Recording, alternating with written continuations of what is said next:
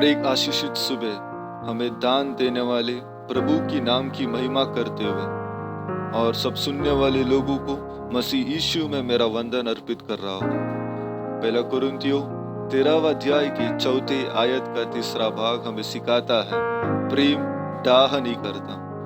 आशीषित वचन से डाह नहीं करने वाले प्रेम के बारे में आज हम विचार करेंगे। डाह न करने वाला प्रेम मतलब अगापे प्रेम, यानी परमेश्वर के प्रेम की खूबियों में क्या है क्या नहीं है, ऐसे कुरिन्थियों की कलीसियों को प्रेरित समझा रहा है। जहां परमेश्वर का प्रेम है वहां डाह नहीं है, घमंड नहीं है, फूलने वाला अनुभव नहीं है, अनुचित चाल चलने वाला अनुभव नहीं है, लोभीपन नहीं है, क्रोध नहीं है, बुराई ग्रहण नहीं करते हैं, अधर्म भी नहीं है। जब हमें इस प्रकार उसका वर्णन कर सकते हैं, इसके दूसरी ओर जहां परमेश्वर का प्रेम है वह क्या है, वह क्षमा है, वह दया है, वहां हम एक दूसरे के बोझ और दुख उठाते हैं, सहन करते हैं, ऐसे अनुभव होते हैं। आज हम जो आत्मिक युद्ध स्थल में है वह हम अपने आप से लड़ाई करने वाली अनेक बातें हैं और उसमें से एक है डाह स्वभाव। यह सच है कि डाह सबके भीतर है। डाह की आत्मा को उसके आरंभ में ही हम पर जो उसका नियंत्रण है उसे परमेश्वर के नाम से डांट कर और परमेश्वर के प्रेम के भरपूरी में उसका सामना करते हुए ही केवल हमारा जीवन परमेश्वर के लिए प्रसन्नदायक बनेगा। डाह अगर हमारे भीतर बढ़ेगा तो हमारा जीवन नरक के तुल्य बनेगा। दूसरों के खुशी में हमें दिलचस्पी नहीं होगी। डाह के कारण खुद के भाई को दुश्मन के समान देखेंगे। उतना ही नहीं, इस डाह की वजह से अनेक बर्बादी भी प्रकट होगी।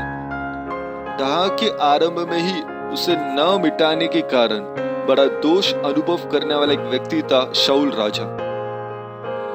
दाऊद से शाऊल राजा बेहद प्रेम करता था, लेकिन जब से दाऊद ने गोलियत को मार गिराया और जो जीत हासिल किया, जिस पश्चात पहले शमूएल 18वें अध्याय के 7वें आयत में हम पढ़ते हैं, स्त्रियों ने गाया, दाऊद ने 10,000 को, लेकिन शाऊल ने हजारों को मार गिराया। इस पश्चात शाऊल के जीवन में डाह उत्पन्न हुआ।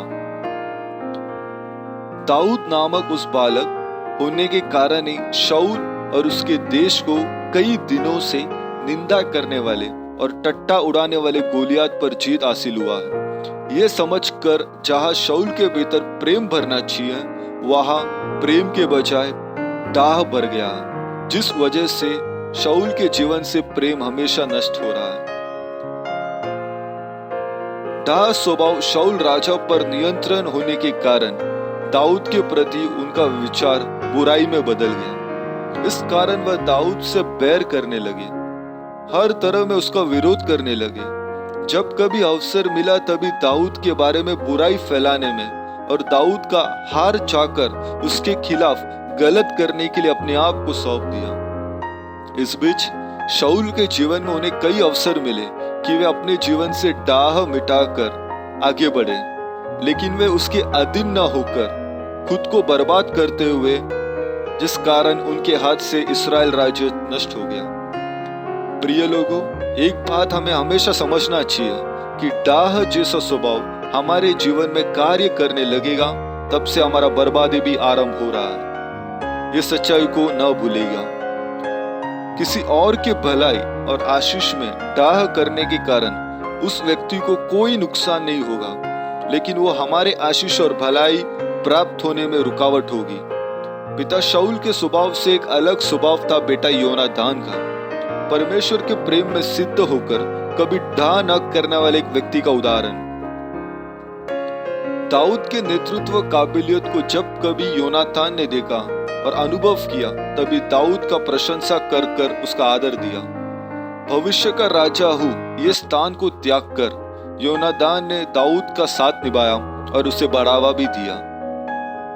इंग्लैंड का एक प्रसिद्ध अनाथ आश्रम का स्थापक था परमेश्वर का दास और भक्त जॉर्ज मुलर। एक बार जब वे अपने गवाही दे रहे थे, उन्होंने इस प्रकार कहा।